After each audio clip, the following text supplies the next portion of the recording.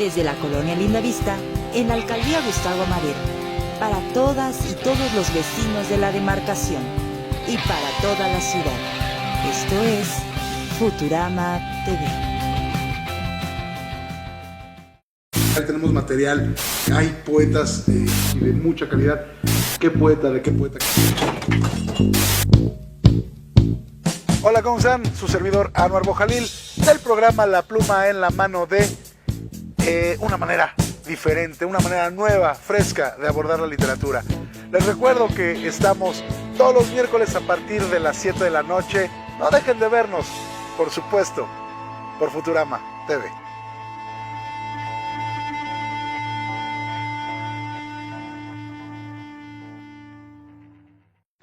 A continuación, enriqueciéndonos de cultura popular con Enrique Guerrero e Hijo.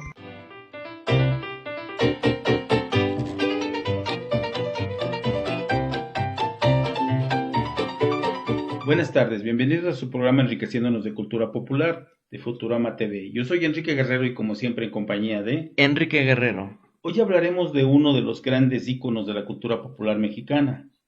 Hablaremos de Santo, el enmascarado de plata, que fue un luchador, un actor, incluso un superhéroe, pero lo que sí no pasó desapercibido en la cultura popular mexicana. Sí, un gran ícono de la cultura pop mexicana, como ya se dijo, y también es como el referente máximo en cuanto a una cultura que tenemos aquí en México, que es de la lucha libre, y que como este personaje trascendió más allá de eso, porque aunque, como es mi caso, no sepamos mucho de la lucha libre, conocemos perfectamente al Santo. Así es. Bueno, iniciemos. El Santo, el enmascarado de plata, nació en Tulancingo, Hidalgo, el 23 de septiembre de 1917 y falleció en la Ciudad de México el 5 de febrero de 1984. Su nombre era Rodolfo Guzmán Huerta, un luchador profesional y actor mexicano. ¿Sí?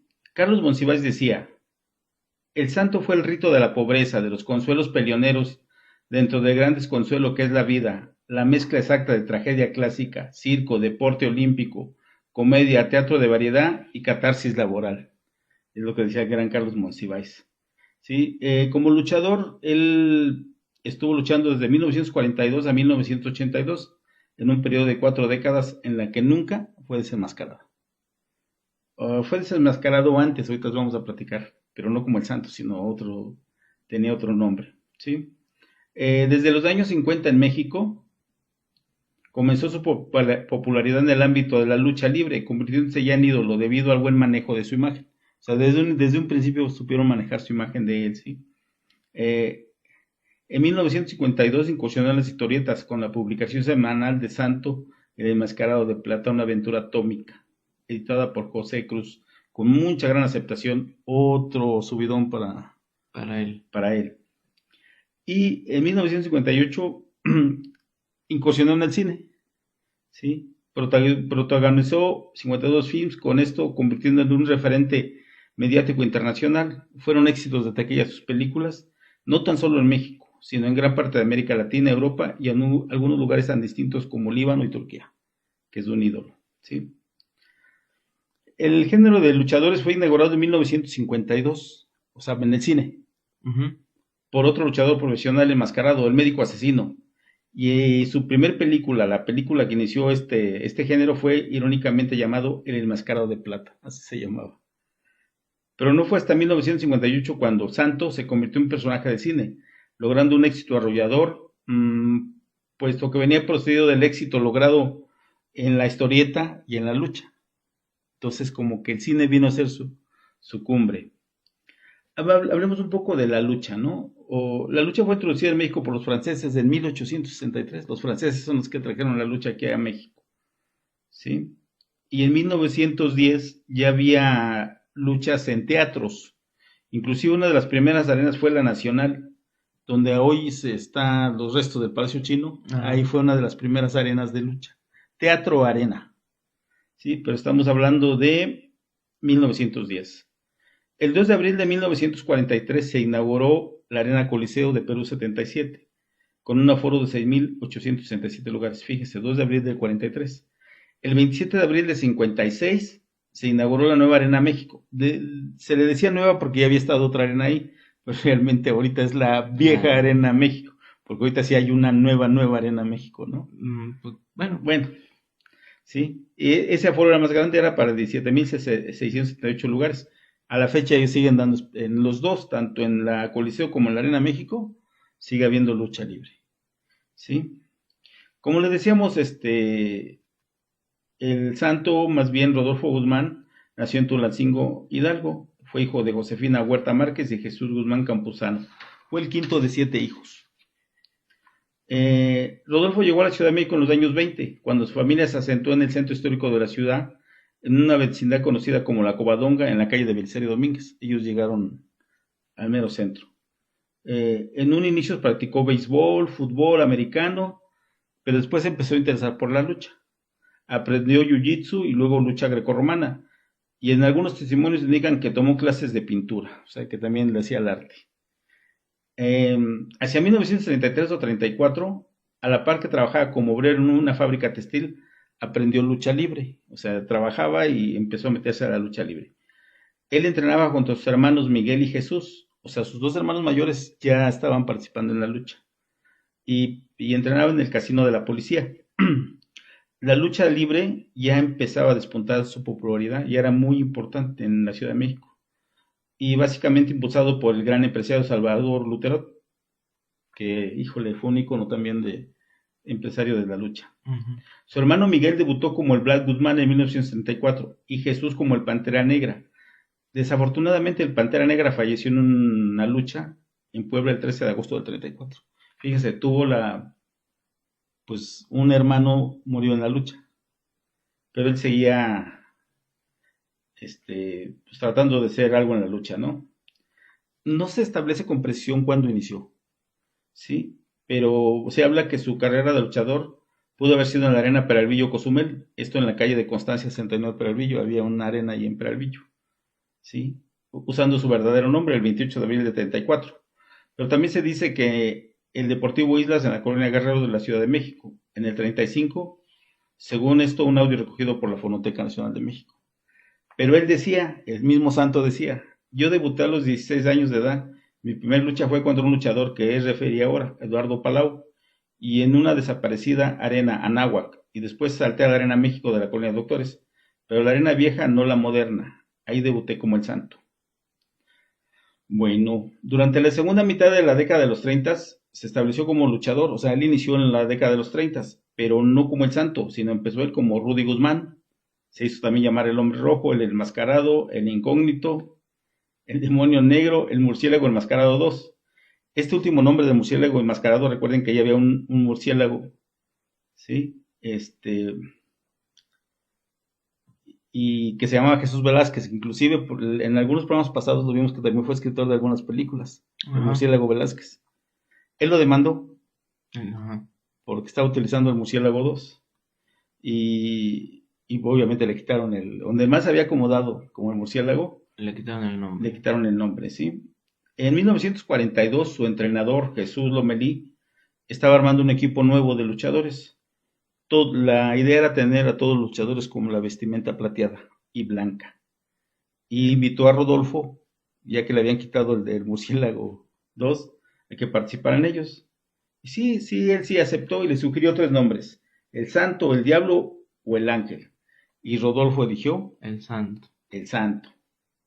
El 26 de abril del 42 luchó en la Arena México por primera vez como el Santo. Fíjense, 26 de abril del 42 fue como se estrenó como el Santo.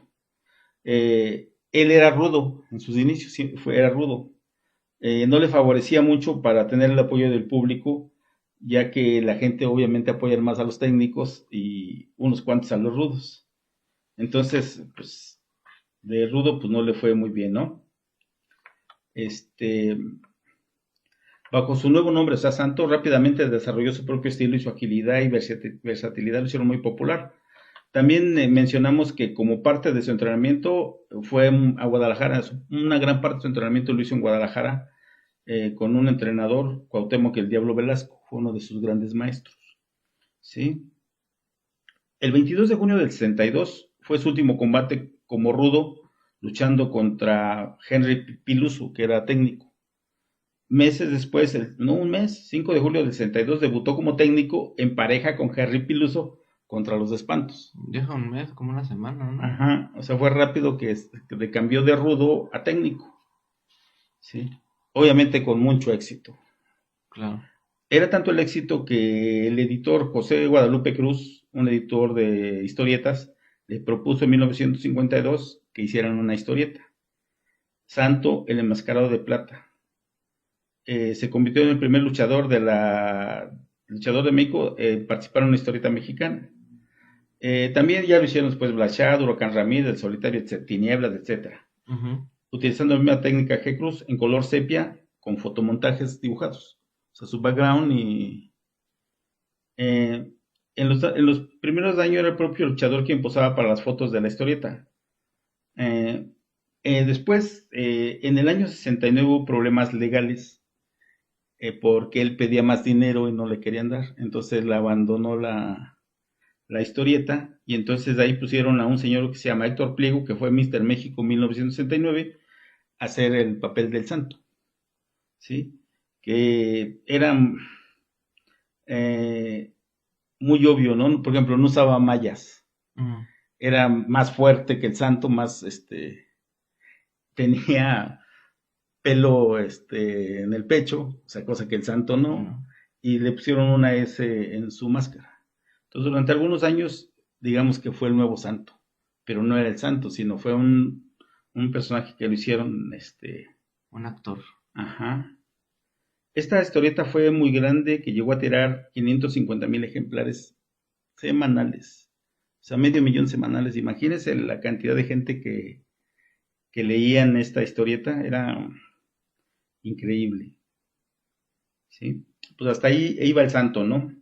Bueno, vamos a ver una cápsula con imágenes de carteles de sus películas, que también son muy bonitos porque hay mucho arte en sus carteles del santo, como en todos los carteles de las películas cuando se hacían antiguos, ¿no? Y aquí vamos a ver los carteles de algunas películas pues, famosas del santo, a ver qué les parece, y ahorita regresamos. Estas son algunas de las grandes películas del santo. Santo contra Cerebros del Mal, de 1958. Santo contra los zombies, de 1961.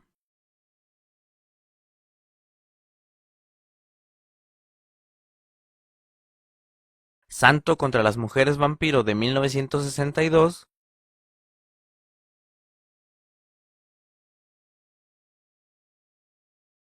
Santo en el Museo de Cera, de 1963.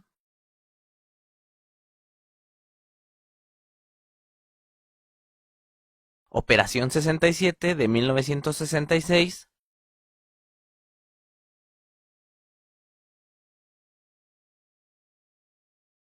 Santo en El Tesoro de Drácula, o también conocida como El Vampiro y el Sexo, de 1968. Santo contra Capulina, de 1968.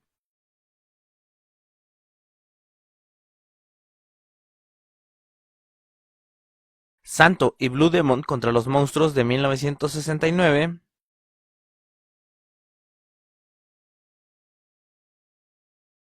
Las momias de Guanajuato, de 1970.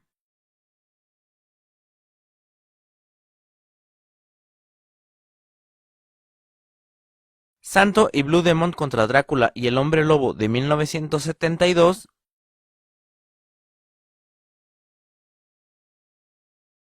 Y Santo y Blue Demon contra el Dr. Frankenstein, de 1973. ¿Qué les pareció las imágenes de carteles? El arte está muy bonito, está muy padre. Y nos evoca mucha nostalgia, ¿no? Los que... Sí, hoy es un arte muy olvidado. Muy olvidado que... Pero pues bueno. Sí. Ajá. Bueno, bueno, ya vimos del santo como luchador que tuvo mucho éxito y que nunca dejó de luchar, se echó 40 años luchando, ya señor de edad y siguió luchando. Bueno, su éxito como luchador, ya lo vimos como su éxito como en los cuentos, como... Ajá, pues sí, como personaje de historieta, ¿no? Ajá. Ahora vamos a ver su incursión en el cine, que También es Es importantísimo. importante, dado el éxito en las luchas y en los cuentos, obvio, tuvieron que fijarse en él para el cine. Sí, fue un señor que se llama Fernando Oces, luchador y actor, y invitó a Guzmán, o sea, al tanto, a trabajar en películas. Él aceptó, obvio no dejó con su carrera de la lucha libre, no la abandonó, sino la compaginó. Compaginó varias actividades. Entre Fernando Oces y Enrique Zambrano escribieron libretos para las dos primeras películas donde participó el Santo. Sí, que son Santo contra el cerebro del mal y Santo y contra los hombres infernales. Ambas fueron estrenadas en 1958, dirigidas por Joselito Rodríguez. ¿Sí? Las filmaciones se llevó a cabo en Cuba.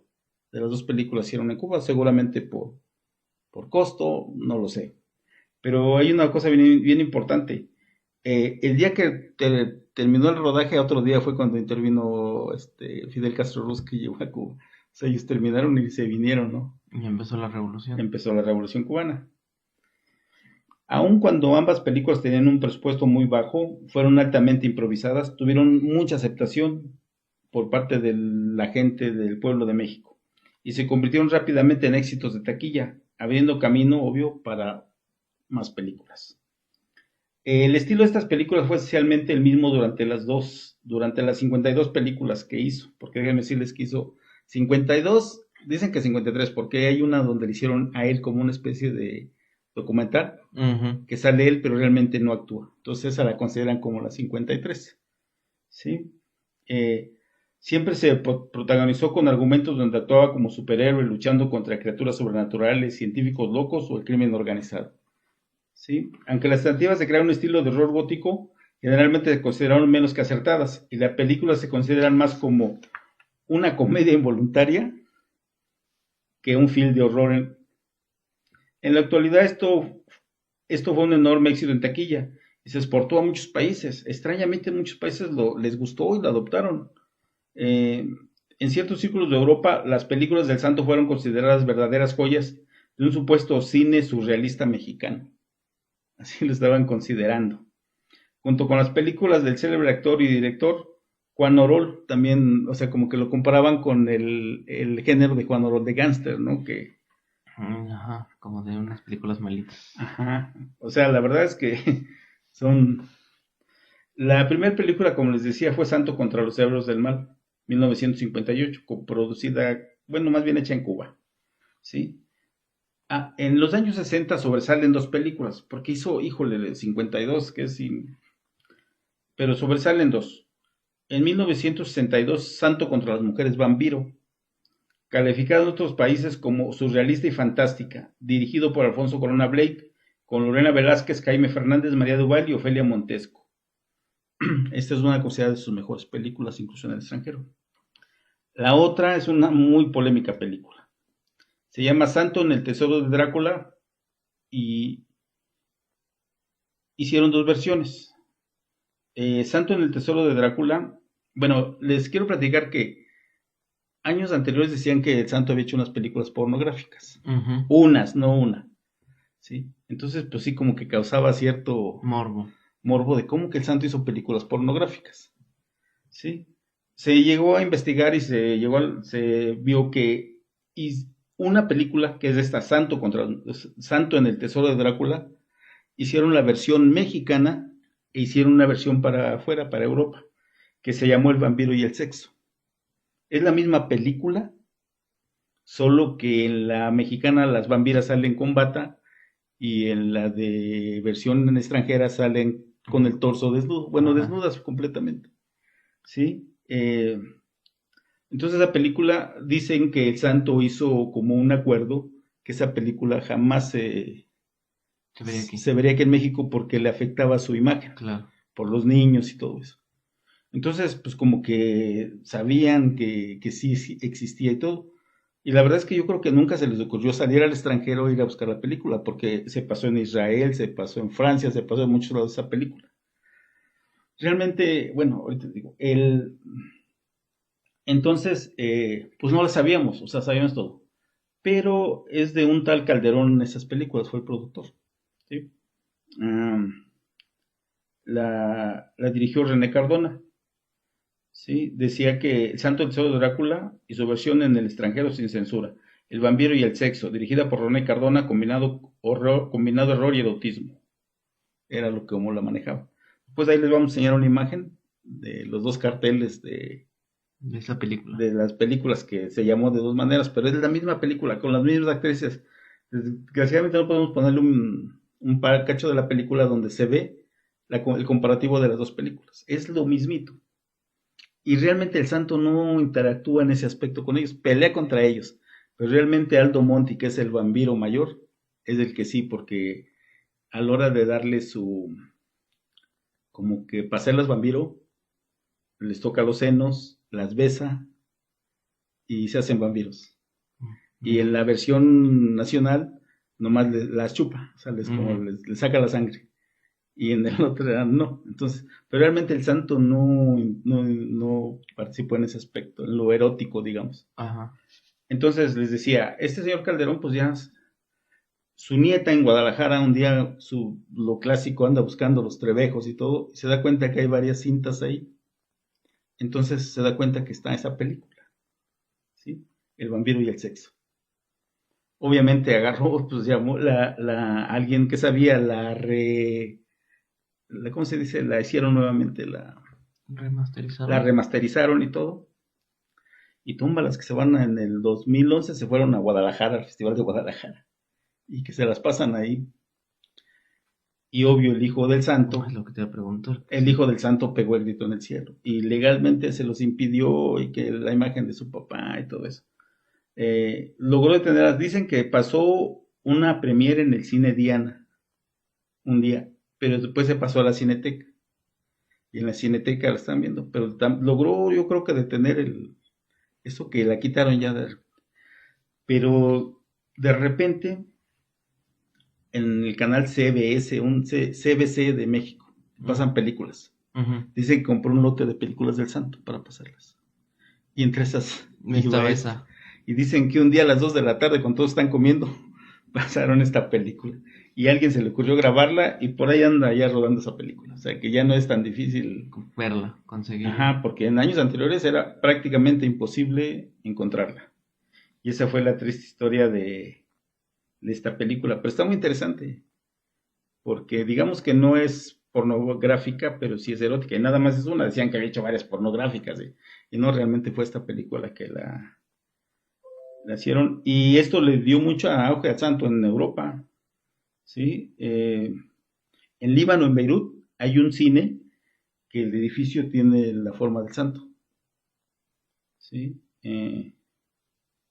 Y pues esa es la película del santo. Muy interesante esa historia. ¿Qué tenemos de la influencia del santo en la cultura? Híjole, es un icono, como dices, del art pop. Como ejemplo están la novela titulada Santo con X, novelucha libre del escritor mexicano José Luis Zárate, en tono satírico sobre un héroe enmascarado que lucha contra fuerzas sobrenaturales, que planea apoderarse de la ciudad de Puebla para después apoderarse del mundo. Esa es una.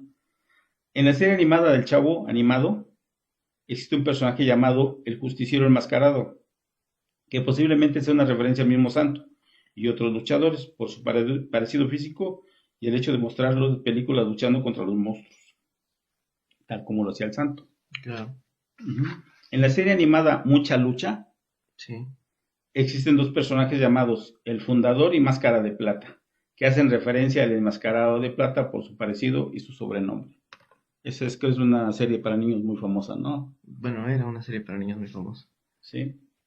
Obvio, en la película de Disney y Pixar Coco, también sale ahí el enmascarado de plata hace una aparición ahí muy importante. Y les recuerdan que, bueno, todos han visto Coco.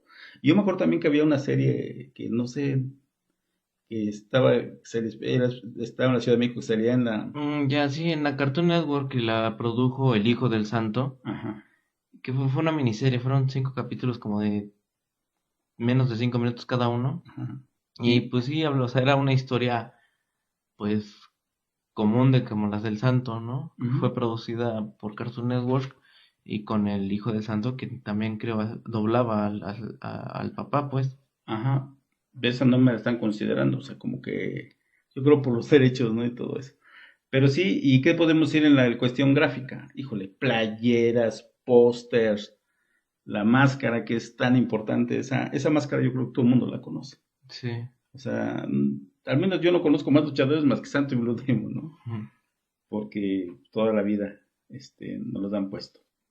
Bueno, como sabemos, el Santo jamás perdió su máscara en combates. La perdió cuando era el murciélago, la perdió, pero no era el Santo todavía. O sea, él nunca como Santo perdió la máscara. Al principio de los 80s se presentó en un programa que se llama Contrapunto con Jacobo Zabludowski, donde hablaban de la lucha libre y uno de los invitados era el Santo.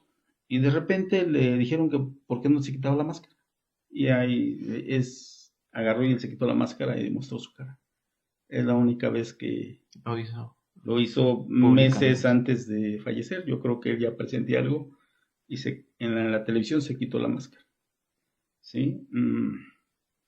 Y él murió en el 5 de febrero del 84. Y pues ahí acabó la leyenda. Acabó la leyenda. No, más bien murió la el leyenda. personaje y comenzó la leyenda. Sí, muy, muy, muy importante el Santo. Bueno, vamos a ver otra cápsula, justamente con imágenes del Santo. Algunas variantes y van a ver, están muy bien. Vamos a la cápsula y ahorita regresamos. El Santo, la leyenda detrás de la máscara.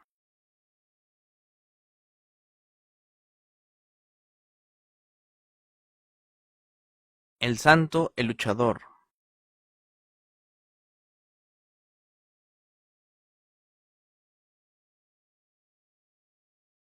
El Santo, personaje de cuentos e historietas.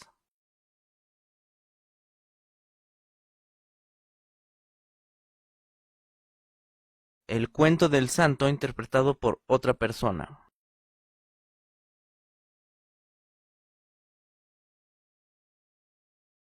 El Santo y sus películas.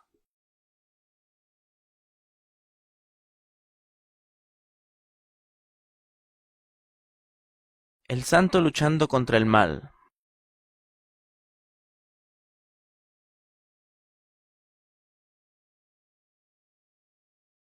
Muñeco de El Santo vendiéndose por más de 60 años y hasta la fecha.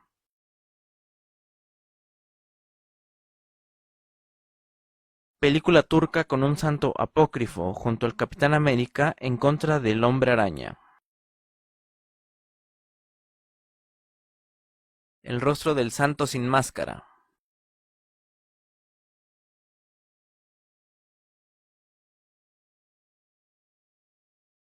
Inolvidables.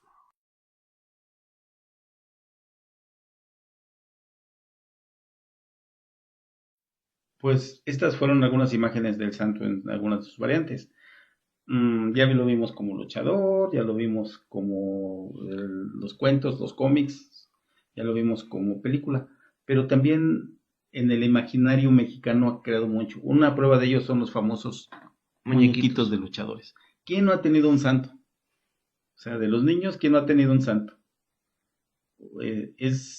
Esta figura, híjole, yo creo que son de los juguetes más representativos del siglo.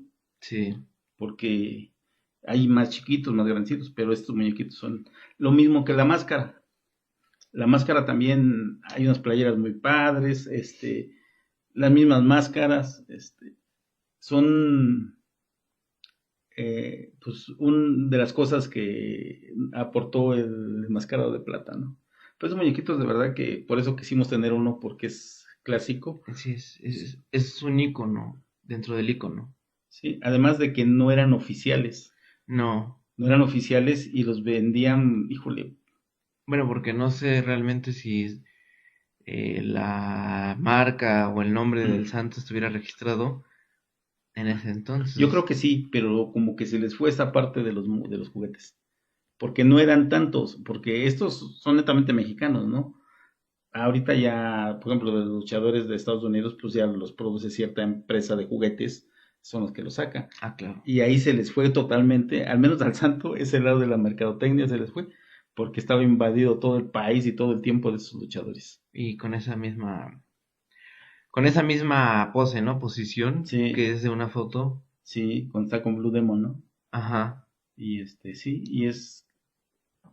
Por eso tenía que estar aquí nuestro luchador. Y además que hay otras que está como así, Sí. no me acuerdo. Ahí. Ya después hubo unas más grandes y también ya después con las fábricas de juguetes ya más sofisticados, ya había unos como más articulados y eso. Pero no, los y ya oficiales. Oficiales, sí, claro, ya. Pero Los buenos son sí, estos. sí, claro, porque... sí. Y además que el molde sirvió para muchas cosas. Sí, claro, claro, alguna vez encontramos un molde de este muñeco pintado como Power Rangers. Ajá, y era un Power Ranger. Mira. Era un santo y resulta que lo pintaron como Power Rangers, ¿no? Era el mismo molde, lo ocuparon para eso. Pero sí, Y otros luchadores, ¿no? O sea, pues nada más pintas Sí. la máscara y sí, y es pero Blue Demon, ¿no? originalmente fue el santo. Sí. Sí, y pues sí, es otra de las grandes aportaciones que a mí me gusta mucho porque todo mundo lo ha tenido. ¿Sale? Bueno, entonces como le decíamos, su filmografía nos dio para 52 o 53 películas. ¿Sí? Híjole, sí, larguísima la lista. Aquí las tenemos, es muy larga la lista, ¿sí? Solo le vamos a mencionar algunas. Existen varias películas que podemos considerar apócrifas. Entre ellos destaca 3 de Adam, 3 hombres poderosos, realizada en Turquía y no autorizada por el santo Rodolfo Guzmán. O sea, hicieron un santo en Turquía, Ujú. ¿sí? Y ni por la Marvel Comics. Hay una película donde el santo une fuerzas al Capitán América. Sí, esa es turca, me parece. Ajá. Y para combatir al Hombre Araña. O sea, el Capitán América y el santo Contra el hombre contra araña. el Hombre Araña, ¿sí? Eso- Que ahí aparece como malo el Hombre Araña. me gustaría ver esa película. No sé de qué origen, pero es también una película apócrifa del santo, pero ya estuvo con el Capitán América. O sea, ¿es héroe o no es superhéroe? ¿No es superhéroe? Pues sí, estuvo con esos grandes superhéroes. Ajá. Bueno, como le decíamos de sus películas, pues la primera fue Santo contra el Cerebro del Mal. Pues es una historia donde el santo es capturado por tres señores llevados al laboratorio del doctor Campos, interpretado por Joaquín Cordero, por cierto, Ujú. donde se lo llevan y controlan mediante una aplicación y una inyección, le lavan el cerebro, o sea, le cambian el cerebro, ¿sí? De eso trata la película, o sea, no... Después la que les decíamos, Antro contra las mujeres vampiro, que fue del 62, es la cuestión de una sacerdotisa tundra que ordena revivir a la reina Sorina con la sangre de la joven Diana, quien es descendiente de una mujer que había de ocupar el trono. El padre de Diana, Orlok, que es un egiptólogo reconocido, pide la ayuda del santo, que a su vez desciende de los hombres que evitó que la antepasada de Diana fuera vampirizada. Los vampiros envían otros luchadores esclavos para luchar contra el santo. Gracias a unos pergaminos descifrados de Orlok, el santo logra encontrar el castillo de los vampiros para así rescatar a Diana, derrotar a Tundra y sus esclavos. Esa es la historia, pues, lo hemos visto, ¿no? Aquí es importante recalcar que, por ejemplo, siempre salía su carrito plateadito del santo, ¿no? Eso era no sé qué marca era. Ujú. Pero también donde no variaban era en el castillo. Ujú. Es un castillo que está en la salida a Querétaro, Ajá. ahí abandonado, no abandonado, pero está ahí como muy aislado en las montañas, en un cerro. Si son observadores cuando salgan hacia Querétaro, van a ver ese castillo. Ahí siempre era el castillo de los malos del las santo, películas. de las películas del santo. Sí, hacían filmación en Cuernavaca, en Cuautla y todo, pero el castillo casi todos se hacían ahí. ¿Sí? Otra de las cosas de las películas del santo es que sus computadoras, ¿no? O sea, que veían bien a futuro, ¿no? Pero al fin y al cabo con focos, ellos no contaban que iba a haber una tecnología que se llamaba LED. Entonces lo hacían con focos incandescentes, como si eso fuera a ser Lo moderno. como si no hubiera evolucionado esa tecnología de los focos. Entonces de ahí pues ya les falló, pero completamente, ¿no? Tiene muchas cosas simpáticas lo del santo, por ejemplo, con sus monstruos, ¿no? Hay por ahí una película que se ve claramente el cierre del monstruo. O sus vampiros, ¿no? Sí, Con su alambre, hilito. ¿no? Que se veía ahí, o sea. Pero todo eso los hace ser interesantes esas películas. Por Sí, eso son de claro. culto. Hasta aparecieron serie B, Ujú. películas así de que en Estados Unidos son de culto. Sí. Pues aquí también y tenemos al santo en ellas. Ujú. Otras cuando corrían se oían unos timbales. Tac, tac, tac, tac, tac, salían y ya. Y cuando iban corriendo, era en la noche, ¿no? Salían de ahí de la cueva y no sé, iban corriendo, iba la persecución y ya salían y estaba de noche, pero de repente ya cuando peleaban como que era de día, obvio para que Sí, se para viera bien la pelea, luz, ¿no? ajá, Pero están corriendo de noche y pelean de día, pues como que, pues eran cuestiones técnicas de lo que había, ¿no? sí, claro. Que sí, de verdad que por eso son buenas sus películas del santo. Bueno, eh, otra película importante, Santo en el Tesoro de Drácula y el vampiro y el sexo, como ya les platicamos de esa película, que es la misma, pero versión para México y la versión para Europa, erotizada, erótica, ¿sí? Pues es lo mismo, ¿no? Que están las vampiras y todo eso. Realmente sus películas no variaban mucho. Una fórmula ahí. Ajá, la película la presentaron en el Festival Internacional de Cine de Guadalajara en el 2011. ¿Sí? Ok. Les vamos a mencionar 10 de las mejores películas. Estas fueron, como les dijimos, fueron consideradas las dos mejores y la primera. Pero hay otras 10 mejores películas como recomendación para que las vayan a ver, ¿sí? Sobre todo en este mes. Ajá. 1962, Santo contra los zombies. Nos la recomiendan mucho. Estas recomendaciones que se han encontrado que la consideran las mejores películas del santo. Que, híjole, ahí hay que... Sí. En el 62 también Santo contra las mujeres vampiro. Que es la que ya Es la que mencionamos. mencionamos que es una de las mejores. Con Lorena Velázquez, fue de Alfonso Corona Blake. Ujú. En el 63 Santo en el Museo de Cera. Lo más interesante de esta película es cómo está contada la historia, contraria a lo que estamos acostumbrados en los eventos. Santo del Museo de Cera. Ocurre en su mayoría desde un punto de vista de los villanos encabezados por el doctor Carol Claudio Groot, que también no le fallaba, ¿sí? Quien busca crear un ejército de monstruos que eventualmente son derrotados gracias a las habilidades del protagonista. Esta cinta es de las más populares del santo en el extranjero, ya que fue doblada al inglés y estuvo inspirada en La Casa de Cera, de Es 1953. una película protagonizada con el actor icónico del terror Vincent Price, si no me equivoco. Un filme de terror muy popular en la época. Aunque Santo en el Museo de Cera no es tan apreciado como su antecesora, Santo contra las mujeres vampiro, cabe destacar que esta película mantuvo la calidad de los primeros filmes del Santo, la cual se fue diluyendo con el paso del tiempo. ¿Sí? Aquí viene otra película importante en el 67, se llama Operación 67. ¿Y con quién crees que salía el Santo? ¿Con quién? Con el joven Jorge Rivero. O sea, en el joven en el 67. ¿Sí? Diferente a las demás películas del Santo por las ambiciones que tiene que ser. Una extraña mezcla entre películas de espías, thriller y todo lo que amamos de las cintas de luchador, además de las mujeres guapas. En esta ocasión el Santo tuvo competencia en pantalla gracias a la participación del actor Jorge Rivero, quien interpreta a Jorge Rubio, un galán que resulta compañero de aventura del luchador en esta cinta. Una especie como de James Bond fue la película. Sí. Ajá,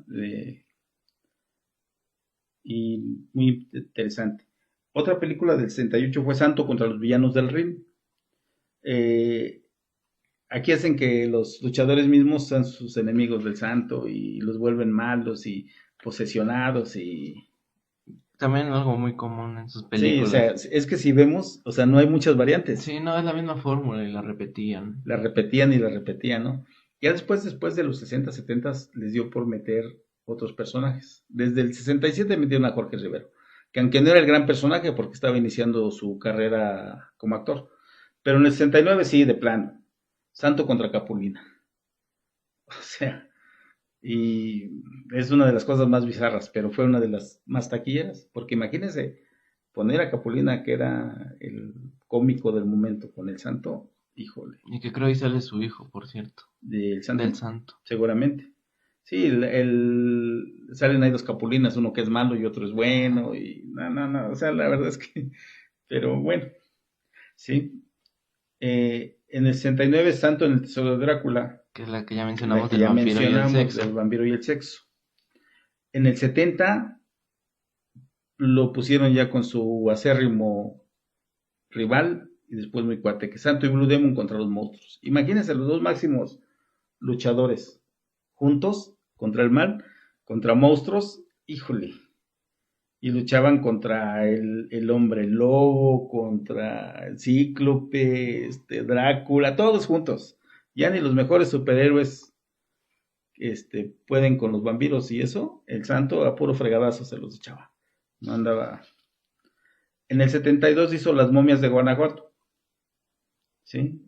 Una película con Blue Demon, pero ya le dieron un tinte como muy nacional.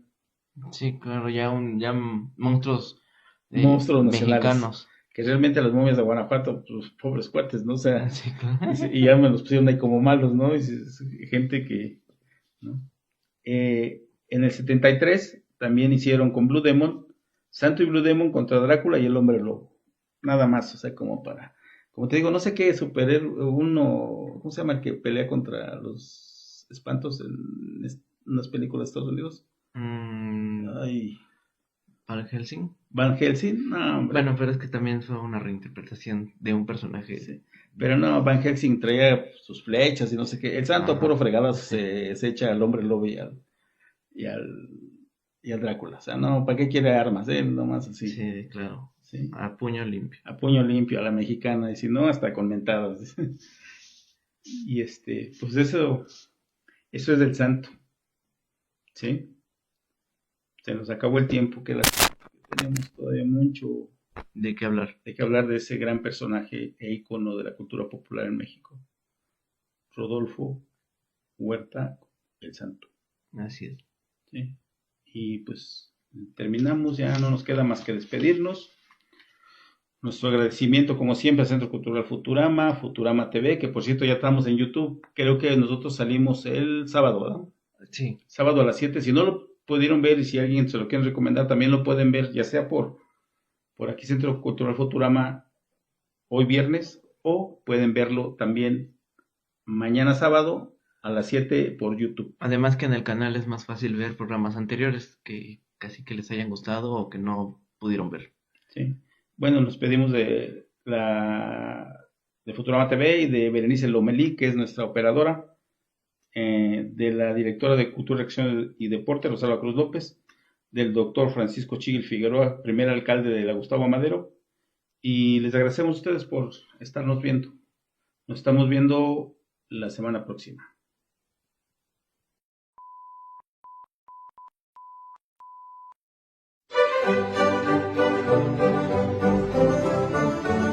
La ya conocida Avenida Éuskaro forma parte de la colonia industrial y fue nombrada así por el Molino Éuskaro, el cual fue fundado en 1906 por el empresario de origen vasco Braulio Iriarte. Actualmente, la tan ya transitada avenida ha sufrido intervenciones en los últimos años y hoy por hoy, el gobierno de la alcaldía Gustavo Amadero ha entablado diálogos con los vecinos y vecinas de la zona para mejorar esta área y hacer de ella un referente dentro de la demarcación. Gracias a esto, ha sido posible el mejoramiento de toda el área verde, con las labores constantes de riego y poda, así como con la plantación de árboles. También se ha transformado completamente la iluminación con lámparas de tecnología LED, las cuales han proporcionado mayor seguridad a quienes transitan por la zona. A su vez, periódicamente se instala una muestra artística en el Corredor Cultural Éuskaro, haciendo posible que automovilistas, peatones y ciclistas disfruten de la muestra en turno durante su andar. En tu alcaldía GAM, seguimos trabajando por mejorar todos los espacios públicos para ofrecerles espacios dignos y de calidad. Alcaldía Gustavo Amadero, transformando juntos.